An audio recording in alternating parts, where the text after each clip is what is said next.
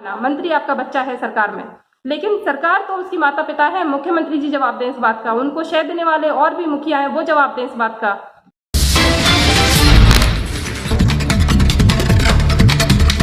नमस्कार, आपकी जन अदालत न्यूज से मैं हूं राजा भैया पाल और आज आपकी जन अदालत न्यूज के एक्सक्लूसिव लाइव इंटरव्यू में हमारे साथ मध्य प्रदेश की एक ऐसी शख्सियत है जो आज समूचे मध्य प्रदेश के आशा ऊषा कार्यकर्ताओं के हक और अधिकारों के लिए जंगी आंदोलन का ऐलान कर चुकी है। इस समय भोपाल में जंगी आंदोलन कर रही हैं और उनके साथ इस समय हजारों महिलाएं उनके साथ हैं जो आज हक और अधिकारों के लिए उनका साथ दे रही हैं। आज की गेस्ट हैं लाइव एक्सक्लूसिव लाइव इंटरव्यू में श्रीमती लक्ष्मी कौरव भोपाल से सीधे हमारे साथ जुड़ रही हैं। लक्ष्मी जी, आपकी जन अदालत में आपका स्वागत है। नमस्ते, हम लक्ष्मी कौरव, प्रदेश अध्यक्ष आशा ऊषा और आशा सहयोगिनी संघ से।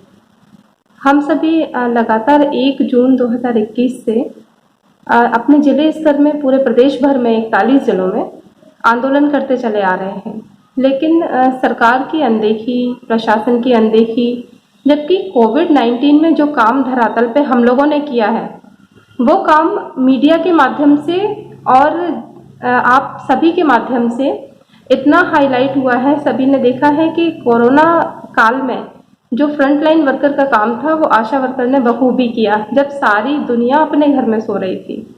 सबसे ये कहा गया था कि आप यदि सहयोग करना चाहते हैं देश के हित में तो बस इतना कीजिए कि अपने घर में रहिए।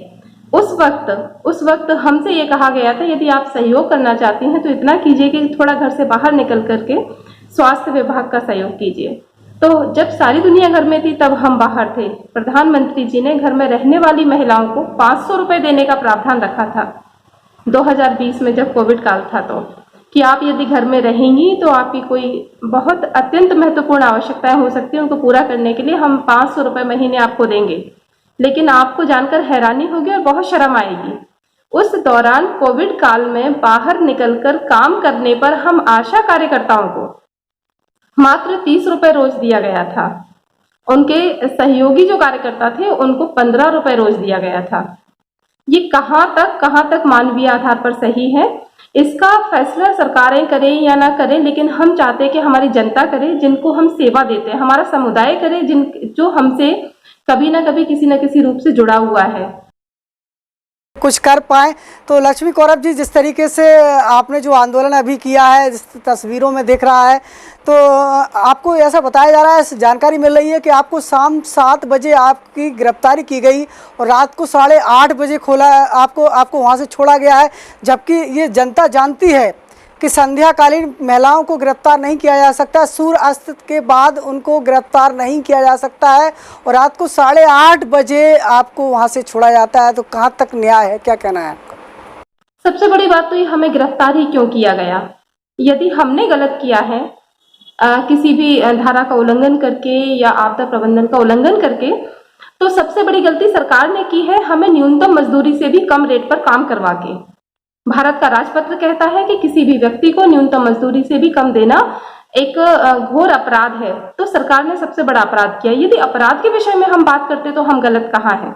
इसके बाद भी हमें फिर गिरफ्तार किया गया। गिरफ्तार भी धोखे से किया गया। जब हमारी बात सरकार से चल रही थी उस समय पुलिस ने बीच में गिरफ्तार किया। ये पुलिस तो अपने दम पर नहीं कर सकती। हम ये मानते हैं कि पुलिस अपने दम पर राजधानी में कुछ नहीं कर सकती, जरूर इसमें सरकार का हाथ है। एक तरफ हमसे बात करने की बात करती है और दूसरी तरफ हमें गिरफ्तार करती है। मतलब एक तरफ दिखावा करती है कि हम बात कर रहे हैं, हम निपटाने की कोशिश कर रहे हैं, सुलझाने की कोशिश कर रहे हैं। ये सरकार का बहुत गलत रवैया है। ये दोगलापन है सरकार का, जो हम लोगों के साथ कल हुआ। हमें 2 बजे गिरफ्तार किया गया। किस कारण से? उनको कहना था कि आपने इस समय धारा 144 का उल्लंघन किया है। ठीक है, हमने धारा 144 का उल्लंघन किया, आप केस दर्ज कीजिए हमारे खिलाफ। ठीक है, एक सरकार के खिलाफ भी केस दर्ज कीजिए, क्योंकि जिन्होंने हमें गिरफ्तार किया वो कानून की बात हमसे कर रहे थे, वो कानून के रखवाले थे और गिरफ्तार करके हमें कानून के घर में ले जाया गया। और वहां ले जाने के बाद हमारे बार बार कहने के बाद कोरे कागज पर सिग्नेचर करवाए। पुलिस की वर्दी देखते ही आदमी डर जाता है, फिर ये बंदूकें, फिर ये डंडे, ये काफी है महिलाओं को डराने के लिए। हम कोई बहुत बड़े आतंकवादी तो थे नहीं जो हमारे पास हथियार होते या कोई बहुत बड़ी साजिशें होती, बहुत बड़ा दिमाग होता। महिला कार्यकर्ता हैं, हमारे पास तो सिर्फ इतना था कि मांग पत्र था हमारा, उसके दम पे हम अपने आप को बचा नहीं सके। गिरफ्तार होना पड़ा। गिरफ्तार हुए और गिरफ्तार होने के बाद कई कई बार हमने कहा हमें अब तो छोड़ दीजिए, हमारे लोगों के पास जाने दीजिए, वो लोग डर रहे होंगे, वो लोग घबरा रहे होंगे, आपने हमें धोखे से कोने में गिरफ्तार किया है, उनके सामने गिरफ्तार नहीं किया आपने। तो लेकिन तब भी उन्होंने हमारे सब लोगों का मनोबल तोड़ने के लिए शाम तक हमें गिरफ्तार नहीं किया और हमारे जहां पर धरना प्रदर्शन पर महिलाएं बैठी हुई थी वहां ये अफवाहें फैलाना शुरू करी कि लक्ष्मी कौरव तो आपकी भिंड चली गई हैं ट्रेन में बैठ के। लेकिन हमारी बहनें इतना विश्वास रखती थी हम पर, उन्होंने ये कहा कि वो हमें कभी पीठ दिखा के नहीं जाएंगी और चाहे वो गिरफ्तार हो जाएं या मर जाएं, लेकिन उनकी अर्थी भी हमारे पास आएगी। हम यहाँ से जाने वाले नहीं हैं जब तक लक्ष्मी कौरव का कोई वीडियो जारी नहीं होगा या हमें सही सलामत वो दिखाई नहीं दे जाएंगी। वहां से हमारी आशा कार्यकर्ताएं बिल्कुल भी नहीं हिली और यही हुआ जब पुलिस वालों ने हमें 8:30 बजे छोड़ा, वो भी उनका मन नहीं था छोड़ने का।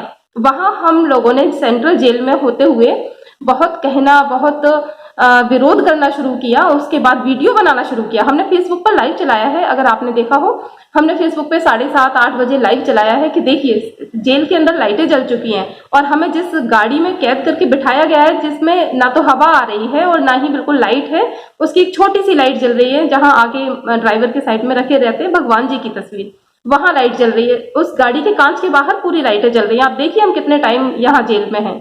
तो ये भी तो एक कानून का उल्लंघन है। अब इनको गिरफ्तार करने के लिए कोई कानून बनेगा या फिर इनसे बात होगी कि नहीं होगी, हम महिला कार्यकर्ता ज्यादा आवाज उठा पाए या ना उठा पाए, लेकिन हमारी जनता से अपील है, हमारी मीडिया से अपील है और हमारी कानून से अपील है कि इनकी इस बात को, इस अन्याय को जरूर उठाया जाए और इस पर कार्रवाई जरूर की जाए।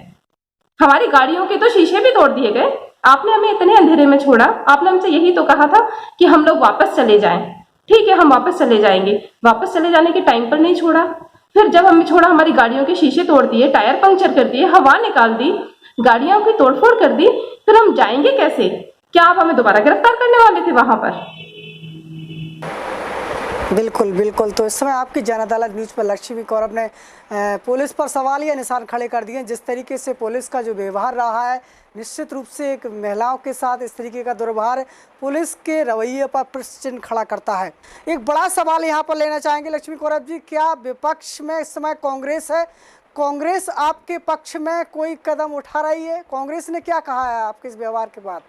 पक्ष में कांग्रेस है ये सभी जानते हैं और कांग्रेस थोड़ा सा सोती रही, वरना पुलिस का इतना अत्याचार नहीं हो पाता। लेकिन फिर भी कांग्रेस ने अभी फिलहाल ऐसा किया कि सभी जगह जाकर के समर्थन दिया और हमारे वहां गिरफ्तारी होने के बाद जेल में हमसे मिलने भी आए पीसी शर्मा जी, जो कांग्रेस के विधायी मंत्री रहे थे, वो मिलने आए। लेकिन हमें लगता है कि सरकार इतनी तानाशाह है, वो किसी की बात नहीं सुनना चाहती। विपक्ष ने अपना पक्ष जरूर रखा होगा, वहां बात करी होगी प्रशासन से, लेकिन नहीं चली उनकी और नहीं मनी। फिर भी हमें गिरफ्तार कर ही लिया गया, समय पर नहीं भी छोड़ा गया और ये सब तो बहुत निंदनीय है। विपक्ष का अभी एक और काम बाकी है, विपक्ष ये करे कि अब उस चीज को अभी उनको उठाने का सही समय आया है कि महिलाओं को सूर्यास्त के बाद रखने का कौन सा नया नियम बना है। नियम और कानूनों की दुहाई देते देते थकती है ये सरकार। ये सरकार ने आपदा प्रबंधन को ब्रह्मास्त्र के रूप में यूज करना शुरू किया है। अभी अगर उनका कोई कार्यक्रम होगा, जैसे कि अभी आप देख लीजिए ना, कुछ दिन पहले 21 तारीख को महा वैक्सीनेशन अभियान था, जहां जहां शुभारंभ हुए सेंटरों पर, वहां कौन सा कोविड गाइडलाइन का पालन था, वहां कौन सा 188 का पालन किया जा रहा था, कौन सा 144 का उल्लंघन नहीं हो रहा था। आप तो ये देख लीजिए कि अटेर क्षेत्र में, वहां भिंड के अटेर क्षेत्र में एक वैक्सीनेशन सेंटर का उद्घाटन करने के लिए मंत्री जी के भतीजे भी गए हैं। उसका एग्जैक्टली हमें नाम पता नहीं है वो कौन सा क्षेत्र है, हो सकता है वो अटेर ना हो, लेकिन मीडिया में तो बहुत आया, वो पत्रिका पेपर में वो फ्रंट में है। तो मतलब मंत्री का रिश्तेदार भी मंत्री कहलाएगा। भैया, हमें भी अधिकार चाहिए। आशा का कार्यकर्ता का पूरा परिवार आशा कार्यकर्ता कहलाना चाहिए, क्योंकि हम क्षेत्र में जाते हैं सेवाएं देने के लिए, हम पॉजिटिव होते हैं, हम परेशान होते हैं, हम बीमार होते हैं, हमारे कारण से हमारा पूरा परिवार प्रभावित होता है। तो हमारे पूरे परिवार को भी आशा कार्यकर्ता का दर्जा देकर के पूरी सुविधाएं, पूरी स्वास्थ्य सेवाएं, पूरी व्यवस्थाएं करनी चाहिए, जैसे कि मंत्री के न रहने पर मंत्री के भतीजे को कर देते हैं आगे। वैसे ही आशा कार्यकर्ता ना हो तो आशा कार्यकर्ता के परिवार से वो काम करा लिया जाए और पेमेंट कर दिया जाए। अभी एक स्टेटमेंट आया था सरकार की तरफ से, उन्होंने आपसे कहा है कि ये आप चाहो तो आपको हम हटा भी सकते हैं। जी हाँ, सरकार की तरफ से, सरकार के जो मंत्री हैं, राज्य मंत्री हैं ओपीएस भदौरिया जी, महगांव के विधायक हैं, भिंड के कोविड प्रभारी हैं इस टाइम पर। उन्होंने उस टाइम पर ये बात कही जब हम अपने ज्ञापन और समस्याओं के जवाब लेने उनसे पहुंचे। आज नहीं, आज से 6 महीने पहले से हम उन्हें लगातार ज्ञापन देते आ रहे हैं, क्योंकि हमारे क्षेत्र का कोई विधायक है या मंत्री है जो हमें सरलता से मिल सके, हम उसे जल्दी अपनी व्यथा सुना सकते हैं। तो हमने चुनाव के समय भी उनको ज्ञापन दिए कि शायद ये देखेंगे सरकार में है। चुनाव के बाद भी ज्ञापन दिए। अभी फिलहाल हमने 10 दिन पहले ज्ञापन दिया, 4 जून को। अब हमने ज्ञापन दिया है, समस्याओं का शिकायत पत्र दिया है, तो हम पूछने किससे जाएं? आप हमारे ज्ञापन का क्या करते हो? हमें तो पता करना था ना कि आपने हमारे ज्ञापन के आधार पर हमारे लिए कोई सुविधाएं उपलब्ध कराने की सरकार से कोई बात करी कि नहीं करी। और सरल सी बात थी, जरा सी बात। और मंत्री जी ने भी कहा था कि हम स्थानीय स्तर की समस्याओं को निपटा देंगे, जो छोटी मोटी पेमेंट की समस्या है, जो मास्क, सैनिटाइजर और ग्लव्स की समस्या है। तो हमने कहा ठीक है। अब 10 दिन बाद, 15 दिन बाद जब हम उसका फॉलोअप करने पहुंचे, हमने कहा मंत्री जी, वो भी एक इत्तेफाक था, क्योंकि अचानक से मंत्री जी मिल गए। उस दिन वैक्सीन का शुभारंभ होने जा रहा था, तो अचानक से मिल गए। हमने पूछा मंत्री जी, आपको हमने ज्ञापन दिया था, और हमने भाई साहब कहा उनको, क्योंकि महगांव की हम बेटी हैं और महगांव के वो भी हैं, तो कोई ना कोई भाई साहब या चाचा को लगते होंगे। हमने कहा भाई साहब, आपके पास, आप मंत्री रहो ना रहो, लेकिन फिर भी हम आपके पास अपनी समस्या लेकर आए, क्योंकि आप जनप्रतिनिधि हैं। तो आपने उन समस्याओं का निराकरण क्या किया या सरकार तक हमारी बात पहुंचाई कि नहीं पहुंचाई, थोड़ी तसल्ली दे दीजिए। उन्होंने कहा बड़े बेकार लोग हो तुम लोग, जहां देखो वहां घेर लेते हो, कागज लेके खड़े हो जाते हो। अरे कागजों से भी डर लगता है आपको? हम तो कागजों में दिन रात रहते, दिन रात कागज भरते भरते हमारी पूरी घर की कामकाज प्रभावित हो जाते हैं। ये फाइल तैयार करो, वो करो, ये सर्वे करो, दुनिया भर के कागज हमारे पास है। आपको एक छोटे से कागज से डर लगता है? आपने कहा कागज लेके जगह जगह घेर लेते हो मुझे, कोई जवाब नहीं है, कामकाज करो कुछ जाकर करते। तो हमने कहा हम कामकाज नहीं करते। बोले बिल्कुल कोई कामकाज नहीं करते, आप लोग तो नेतागिरी करते हैं। हमने कहा अगर हम कामकाज नहीं करते हैं तो आप इतना पैसा सरकार का क्यों बर्बाद करवा रहे हैं? हमें निकलवा दीजिए। जब हम काम ही नहीं करते हैं तो फिर हमें हटा दीजिए नौकरी से। बोले बिल्कुल आपको हटा दी जाएगा, दूसरी भर्ती कर ली जाएगी। और सुनो, तुम्हारे पास तो 24 घंटे का टाइम है। मंत्री जी गाड़ी से निकलते हुए ये वर्ड उन्होंने बोला है, और ये हमारे मोबाइल में संयोगवश कैप्चर भी हो गया है। तो जब कैप्चर हो गया है तो अब तो हमें मंत्री जी से जवाब चाहिए कि मंत्री जी सारी धमकियां आपने हमें खड़े होकर दे दी थी, फिर गाड़ी में बैठ के जो स्पेशल कहा आपने 24 घंटे का टाइम है तुम्हारे पास, वो किस लिए है? दुनिया से जाने के लिए है, नौकरी से जाने के लिए है, या फिर किस चीज के लिए है? थोड़ा सा जवाब दीजिए। मौन है, मंत्री मौन है, ठीक है कोई बात नहीं, लेकिन मंत्री को सह देने वाली सरकार मौन है, ये सब कुछ बर्दाश्त नहीं होगा। अरे आपके बच्चे से गलती हो गई, ठीक है हमने माना, मंत्री आपका बच्चा है सरकार में, लेकिन सरकार तो उसकी माता पिता है। मुख्यमंत्री जी जवाब दें इस बात का, उनको शह देने वाले और भी मुखिया हैं, वो जवाब दें इस बात का कि इस बात पर सारी की सारी संस्था, ये सरकार वाली मौन क्यों है? हमें जवाब तो चाहिए। इस समय आपकी जन अदालत न्यूज़ पर लक्ष्मी कौरव जी हमारे साथ जुड़ी हुई हैं, महिला प्रदेश अध्यक्ष आशा उषा कार्यकर्ताओं की। उन्होंने मध्य प्रदेश के राज्य मंत्री OPS भदौरिया को अब अपने सवालों में घेर लिया है, और हर हाल में वो आप उनसे आंसर चाहती हैं। ऐसे में देखना है कि मंत्री जी का क्या जवाब होता है। लक्ष्मी कौरव जी, क्या मांगे हैं आपकी शासन की तरफ से? शासन से क्या मांगे हैं? क्या क्या आपने मुद्दे रखे हैं शासन के बीच? अभी पिछले वर्ष जब 2020 में कोविड आया था, उस टाइम पे सारी दुनिया में पता नहीं चल रहा था कि क्या होगा और क्या होने वाला है और क्या करना चाहिए। उस टाइम आशा कार्यकर्ता सड़कों पर थी, और उन्हें जहां दिखाई दे रहा था कि किसी व्यक्ति की आवश्यकता क्या हो सकती है, हमने तो ऐसे लोगों को, जो फंसे हुए लोग थे, बाहर से आने थे, उनकी वहां से कैसे मदद की जा सकती है, किसके द्वारा बुलाए जा सकते हैं, उसमें भी व्यवस्था करी। जनप्रतिनिधियों का सहारा लिया। अपने संगठन के माध्यम से हमने 90,000 मास्क बना करके बांटे हैं। ना ही किसी से एक पैसा दान लिया है, ना चंदा किया है। जिस बहन के पास जितनी सामर्थ्य थी उसने उतना सहयोग किया। किसी ने कपड़ा खरीदा, किसी ने सिलाई करी, किसी ने बांटने का काम किया, किसी ने खरीदने का काम किया। इस तरीके से हमने 90,000 मास्क बांटे।